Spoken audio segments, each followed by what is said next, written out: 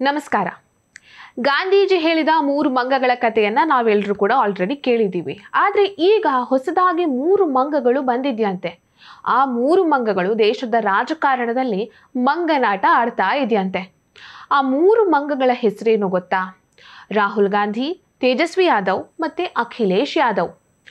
ಇವರು ಮೂವರ ಹೆಸರನ್ನ ಹೇಳ್ದೇನೆ ಯೋಗಿ ಆದಿತ್ಯನಾಥ್ ಅವರು ಇವರ ಕಾಲೆಳೆದಿದ್ದಾರೆ. गांधी जी के 3 बंदर थे। गांधी जी ने तो उनको उपदेश दिया था, बुरा मत देखो, बुरा मत सुनो और बुरा मत बोलो। लेकिन आज इंडी गठबंधन के 3 और बंदर आ गए। ये 3 बंदर पप्पू, टप्पू और अप्पू के नाम पर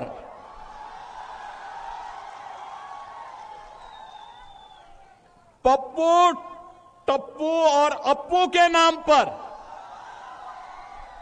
पप्पू सच बोल नहीं सकता, अच्छा बोल नहीं सकता, टप्पू अच्छा देख नहीं सकता और अप्पू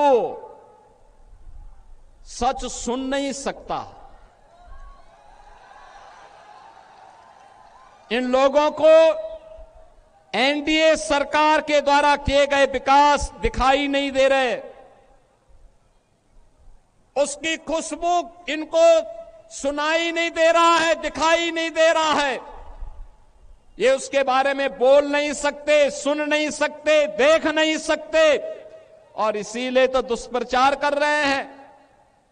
आपने देखा होगा कांग्रेस के नेता राहुल जी जब भी कहीं जाते हैं भारत के खिलाफ बोलते हैं, भारत के खिलाफ बोलते हैं, भारत को अपमानित करते हैं, विदेशी आक्रांताओं को महिमामंडित करते हैं।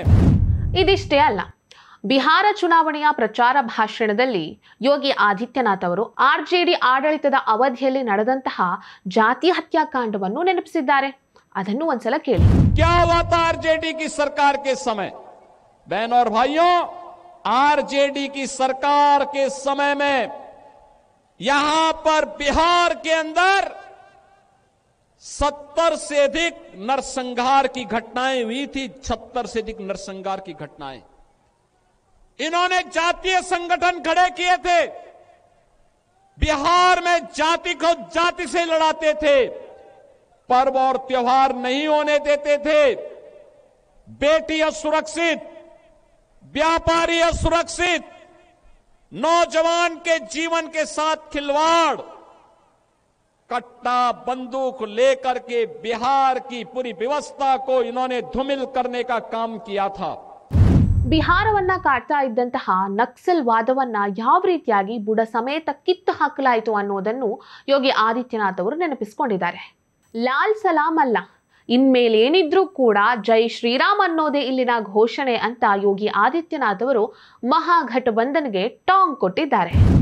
और इसके लिए सौभाग्य से आपकी अग्नि परीक्षा थी कि चुनावी रैली में जनता का समर्थन किस रूप में प्राप्त होता है, क्योंकि कमल तो कीचड़ में ही खिलता है और आपकी उपस्थिति बताती है अब लाल सलाम नहीं, जय श्री राम का नारा लगेगा। अयोध्या में राम जन्मभूमि की तर्ज पर सीतामढ़ी में राम जानकी का भी भव्य मंदिर का निर्माण होगा। ಬಿಹಾರದಲ್ಲಿ ಕಾಂಗ್ರೆಸ್ ಮತ್ತು ಆರ್ಜೆಡಿ ಪಕ್ಷಗಳು ಅಕ್ರಮ ವಲಸಿಗರ ಪರವಾಗಿ ನಿಂತಿರುವಂತಹದ್ದು ದೇಶದ ಆರ್ಥಿಕತೆಗೆ ದೊಡ್ಡ ಸವಾಲಾಗಿದೆ. ಯಾವುದೇ ಕಾರಣಕ್ಕೂ ಇಂತಹ ಪ್ರಯತ್ನಗಳು ಯಶಸ್ವಿಯಾಗುವುದಕ್ಕೆ ಬಿಜೆಪಿ ಮತ್ತೆ ಜೆಡಿಯು ಮೈತ್ರಿಕೂಟ ಯಾವತ್ತಿಗೂ ಬಿಡೋದಿಲ್ಲ ಅಂತ ಯೋಗಿ ಆದಿತ್ಯನಾಥ್ ಅವರು ಎಚ್ಚರಿಕೆಯನ್ನು ನೀಡಿದ್ದಾರೆ.